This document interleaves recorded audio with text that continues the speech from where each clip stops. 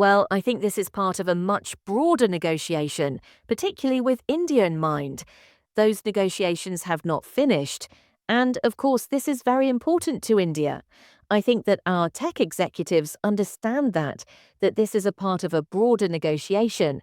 I think that the suddenness, the Friday announcement, and the lack of clarity threw a lot of people, including us. The clarity now is this applies only to new H1b visas.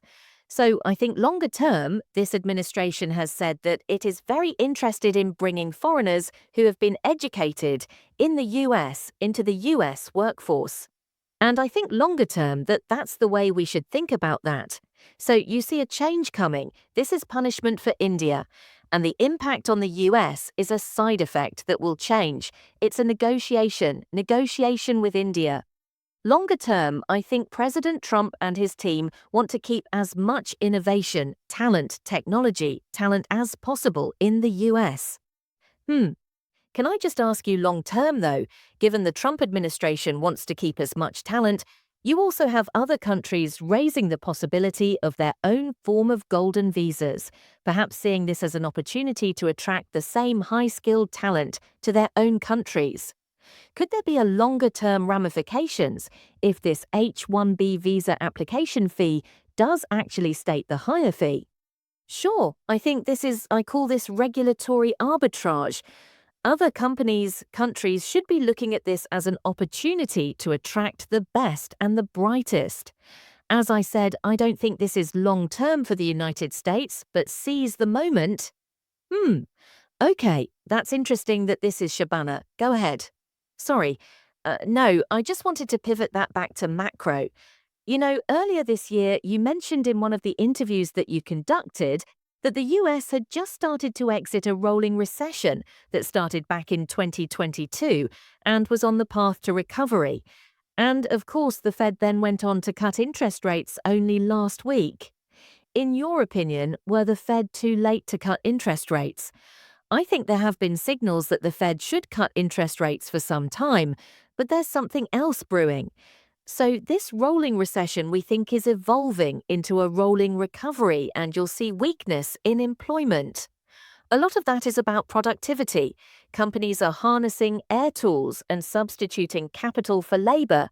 And I think a lot of people are going to think that this is another sign that we're heading into a deep recession. We do not think that's the case. We think that deregulation, lower taxes. I don't think people understand in the United States what has just happened to corporate tax rates. The rate itself has stayed at 21%. But when we incorporate accelerated depreciation on structures, equipment, domestic R&D software, the effective corporate tax rate in the US could be now as low as 10%. So I hear a lot of talk about, the dollar's demise and so forth. We actually think that the dollar will turn around because the return on invested capital in the US, thanks to deregulation and tax policies, is going to increase relative to the return on invested capital elsewhere. So a little contrarian point of view, but that's what we think.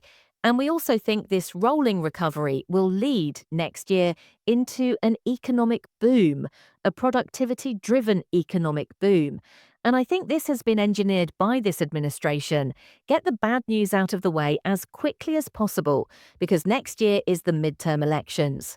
So it's a tax-cutting environment, deregulatory environment that boosts productivity. And so this is very much what President Trump and the Republican administration believes. Others are concerned about it triggering inflation. Are you not concerned about that issue?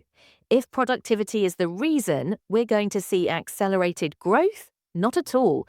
In fact, productivity is one of the most potent anti-inflationary forces, and we would not be surprised to see inflation drop below 2% next year and head for zero, because we think the productivity gains are that profound. Let me ask you about the huge capital expenditure spending plans that many of the US hyperscalers have. We're talking about the hundreds of billions of dollars a year, and one company's investment is another company's revenue. As in the case of InVideo, if there starts to be a marginal slowdown in just the scale of CapEx investment, would that not mark a turnaround in terms of just how much bullishness there is about the promises of artificial intelligence right now? Well, I like everyone else. I'm very surprised at how willing these companies are to spend massive amounts on in this space.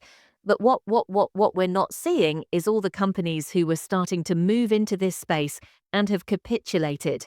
And we're down to the big four. So OpenAI, Anthropic X, AI, and Gemini, which is Google,